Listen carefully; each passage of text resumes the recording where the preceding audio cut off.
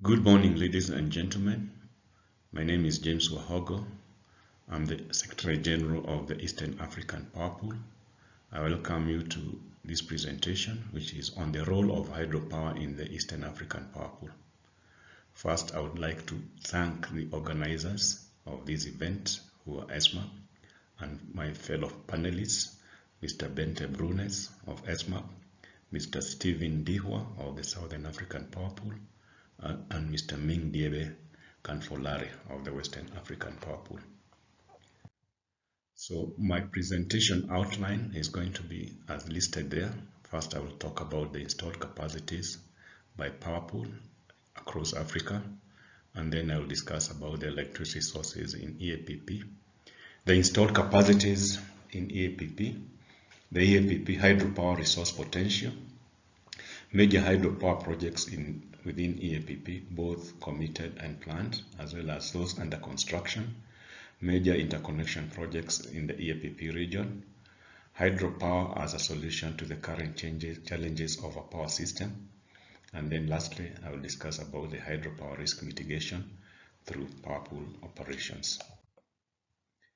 When we look at the installed power capacities by pool, you can see that EAPP has the largest installed capacity, over 8,000 megawatts, followed by the Southern African Power Pool of about 80,000, and then Comelec, which is in the Northern Africa, with about 50 gigawatts, and then WAP with about close to 30 gigawatts, and then lastly the Central African Power Pool.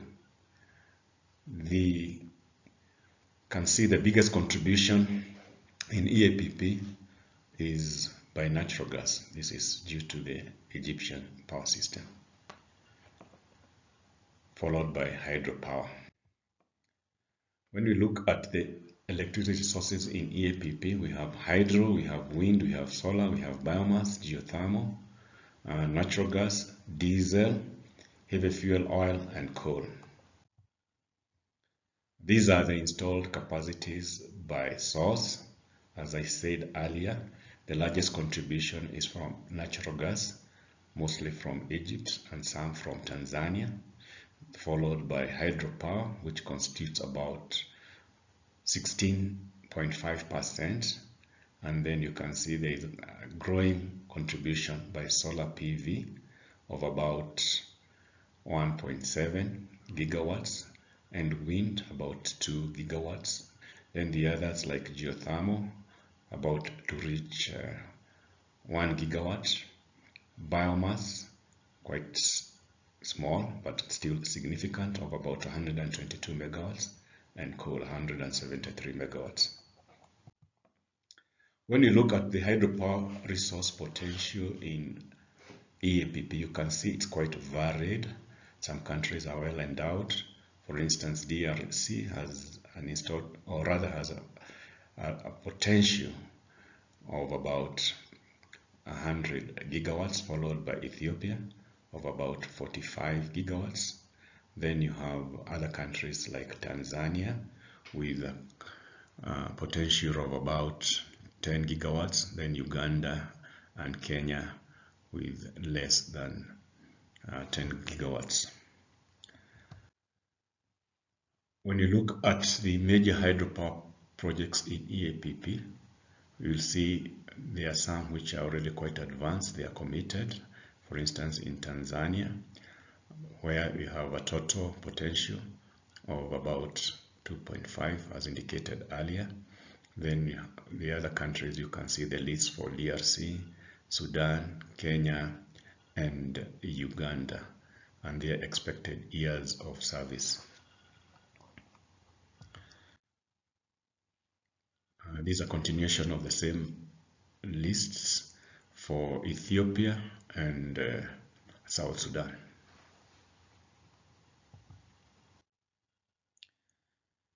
This slide presents the major interconnection transmission lines in the EAPP region, both those which are under construction and those which are in the planning phase. Transmission networks are very crucial in the planning process of hydropower development. Without the transmission networks, it will not be possible to evacuate the hydropower energy generated, and hence we will not be able to talk about transition from fossil-dominated grids to those ones which are decarbonized. Reinforced green interconnection adds value to VRE resources in hydro-poor countries by allowing them to complement hydropower from wetter regions.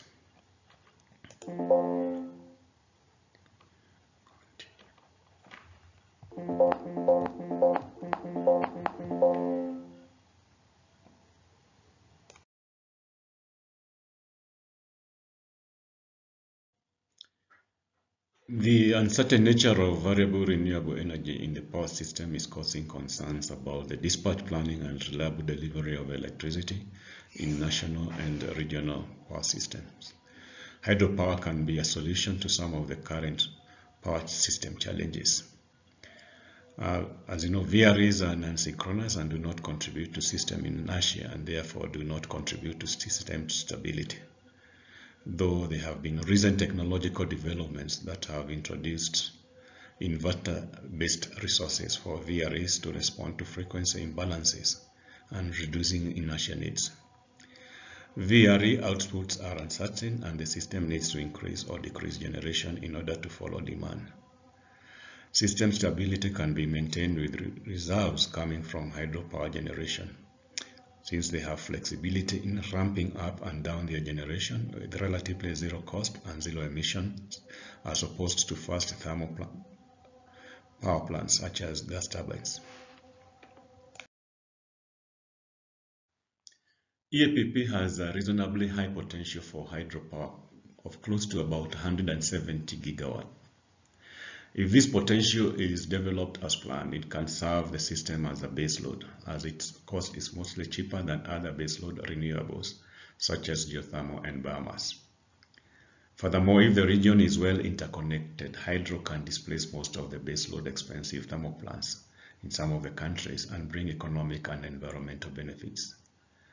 The increase in variable renewables such as solar PV and wind will lead to an increased need for system flexibility and energy storage, and hydropower can provide these services at an affordable cost. Hydropower and VREs exhibit pronounced seasonal synergies, whereby VREs tend to be highest during the dry season. Hydropower has also multi-sector use, such as for water supply and irrigation.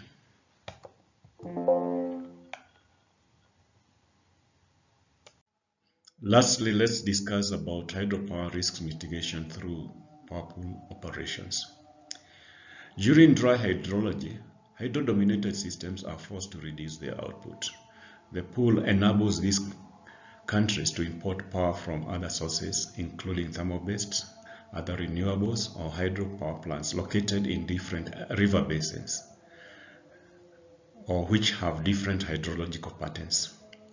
The connectivity in a power pool not only allows the hydropower dominated system to import power during the dry periods, but will also allow more flexibility in order to maximize output during normal periods.